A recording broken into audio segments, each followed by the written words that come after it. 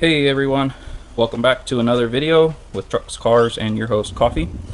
Today I'm going to be showing you how to replace the passenger motor mount on this side over here.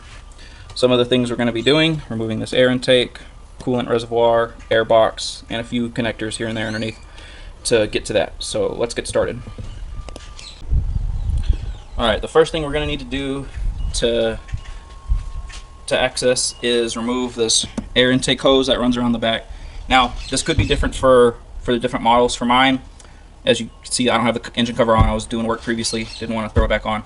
Mine has 4 10mm screws, just pops off. Yours, the air intake hose may be attached to your cover, or your cover may just pop off. Just take a look at it and see. But either way, at some point you're going to need to remove this air intake hose. This one here is going to be an 8mm, and the one over there is going to be a 7mm, and then you'll want to remove this connector as well. Okay, got that loosened. There's also a 10mm here you need to undo if you have this set up. Pull back and pull the hose up and out. And I always recommend putting your fasteners back so you don't lose them. Okay, the next thing we need to do is get this airbox out of the way. Alright, looks like it's just held on with this 10mm here. There's a clamp here and this hose there, so let's go ahead and do that.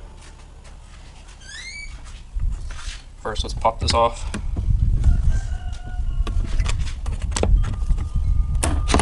There we go. Let's pull this breather hose out. Alright, there we go. Then use 10mm and get this guy off of here.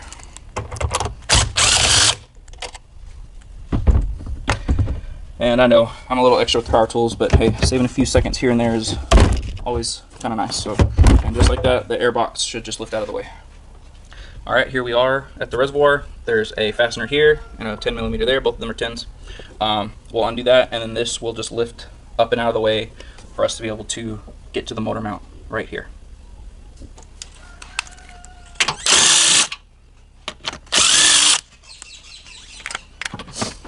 Just set them to the side, and then I'm going to take reservoir and lift up and just kind of pull it out of the way here, and bingo. Alright, okay, put the reservoir up, everything's fine. Next, it looks like there's some connectors we need to loosen, probably this one too, electrical little clips just to wiggle this wire to be able to get to the motor mount. But first, let's go underneath and put the jack while I'm thinking about it.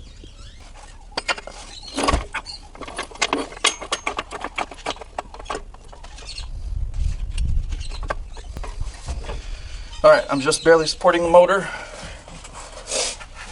Alright, let's go back up top and finish. Alrighty, we're back at the top. Next, going to remove these electrical clips.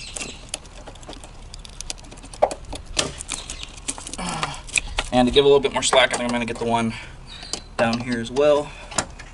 This is a little bit tight for this tool, but I think I can get it in.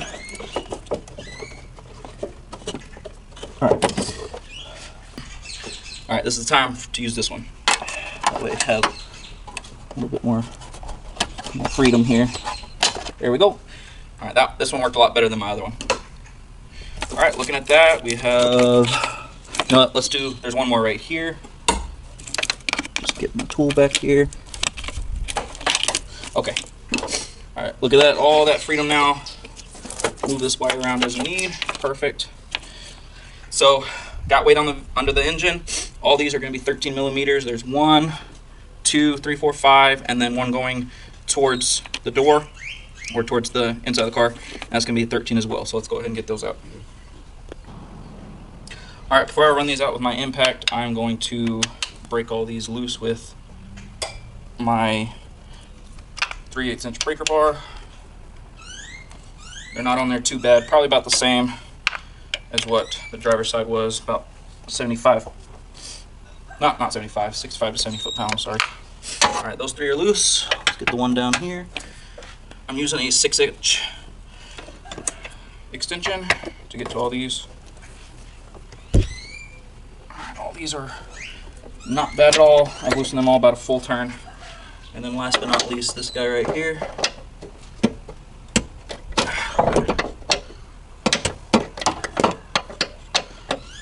I don't have a ratcheting breaker bar, but that one's loose. Alright, let's run these out.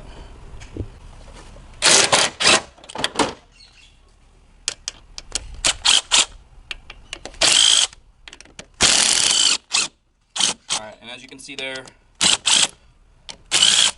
the motor just dropped. I am supporting it with the jack, but the car was also holding the weight of the motor, and now that I've released that, it has dropped down. So when it's dropped down a good inch and a half. So when we go to put the new mount on, we'll bring the engine back up, no problem. But let's go ahead and take the rest of these out.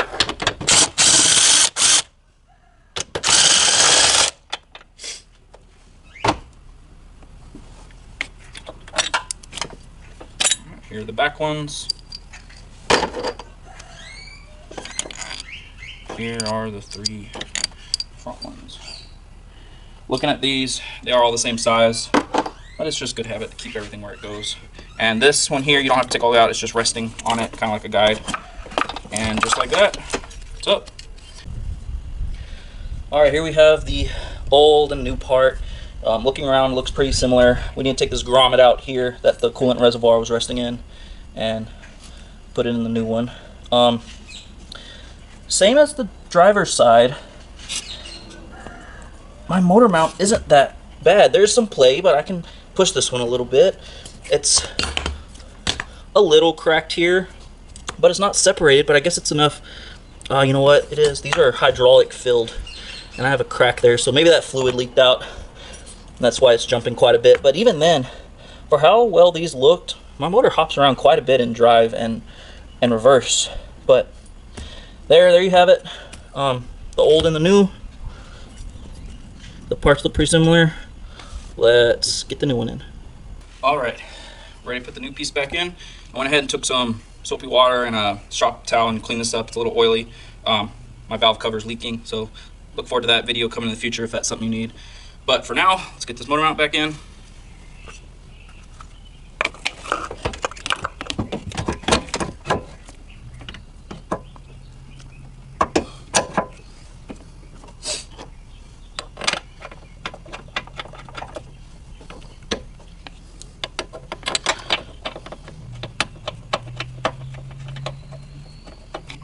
Alright, something I did notice with the new and old motor mount. The new one here, these holes are pulled up higher. I guess the bushing's tighter, the other one's sagged over time, whatever. So it's going to be a bit harder to line these holes up. But we are going to do our best here. Starting with lifting up the engine slowly.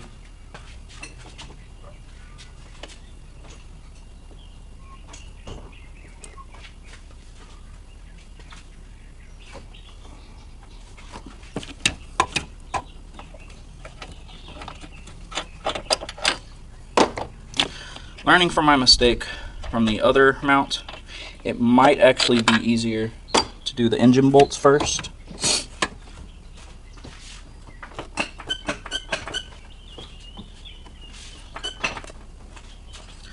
I had to do about 6 pumps on the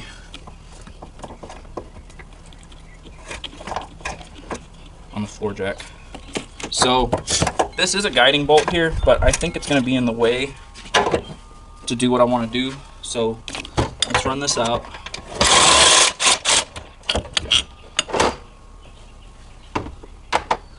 Okay, now we can put this wherever we need to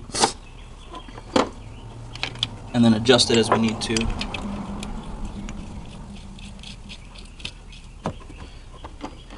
Because after we get these in, it's still resting on the frame, which means the weight will go through the frame and hopefully cause it to align a bit. Alright, we got the front two in right there. Remember, don't screw them all the way down, but definitely quite a few threads to make sure everything's in line.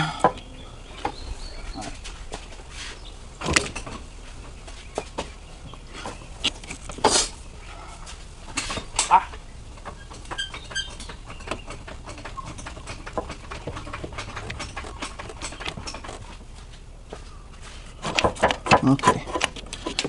So I picked the engine up quite high. Alright, those three are now started. Kind of. Hold on.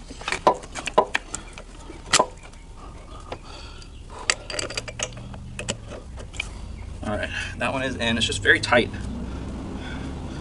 Not sure these holes are quite the same, but okay. Now that those three are in, we can kind of manhandle the engine where we want to.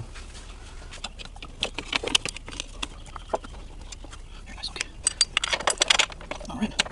Alright, that's coming in.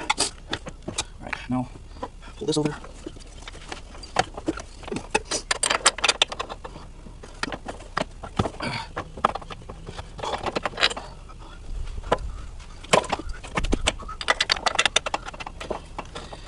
That spins quite nicely. Alright, let's slowly run these down. Kind of get stuff aligned here.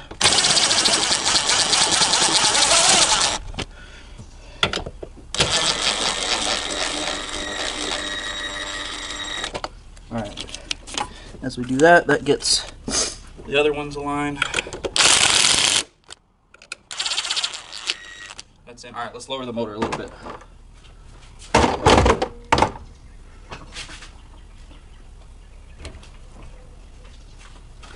Okay, those look like they'll go in better.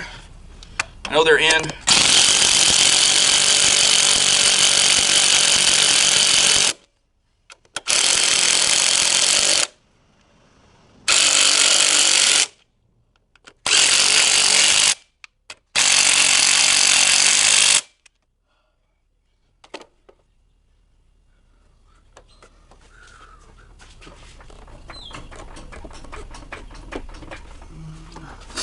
Alright, now there's one major problem. We need this to hook over this 13mm here. Okay, now the big question is, how do we do that? Loosen everything back up.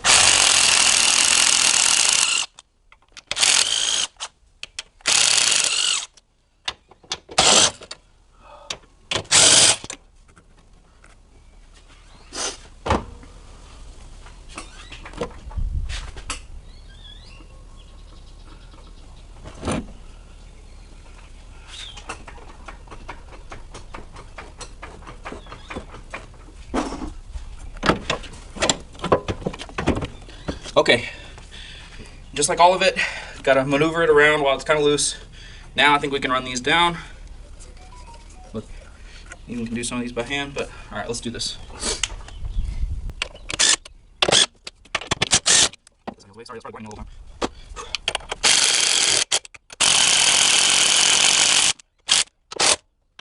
I want to make it clear I'm not just ramming these down, I'm gonna torque these. But I'm gonna do what I gotta do first. Alright, got them all snugged down. We are going to tighten these to 45 foot-pounds. Alright, I have my torque wrench here. Start with these.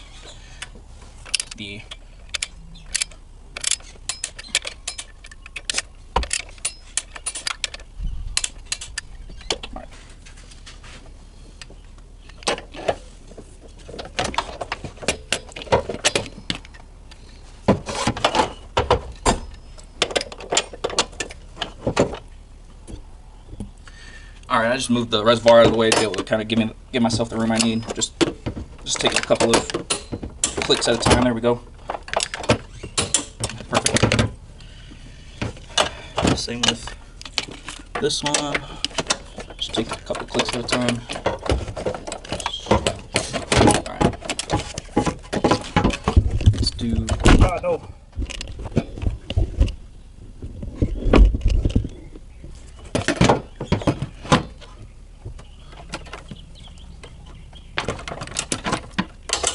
Cool. All right.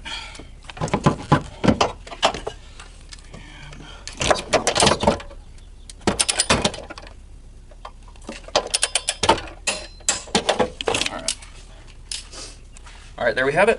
It's all torqued down. Now we can remove the jack under the car.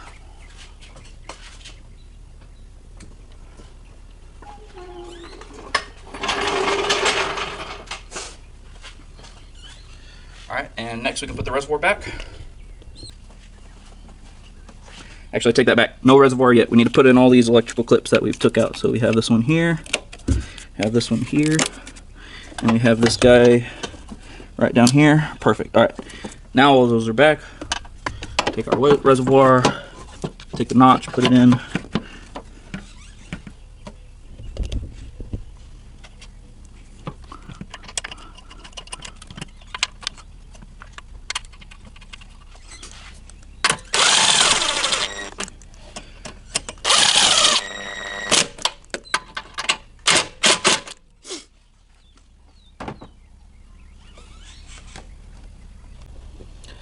All right, next we have the airbox. Honestly, I recommend while you have it out, just check your filter, make sure it looks okay. I just changed mine out. Let's see here. One thing about putting your fasteners back where they go so you don't lose them is forgetting to take them out when it's time to put stuff back. All right, so this airbox should sit in there, and then there's a hose down in the bottom. It should kind of rest in, feels like it did. All right, first, put this 10mm in. Let's pop this connector in and this breather hose. All right, there we go. All right. And that's just in plastic. Don't go too hard. All right, and then next we have the air intake tube.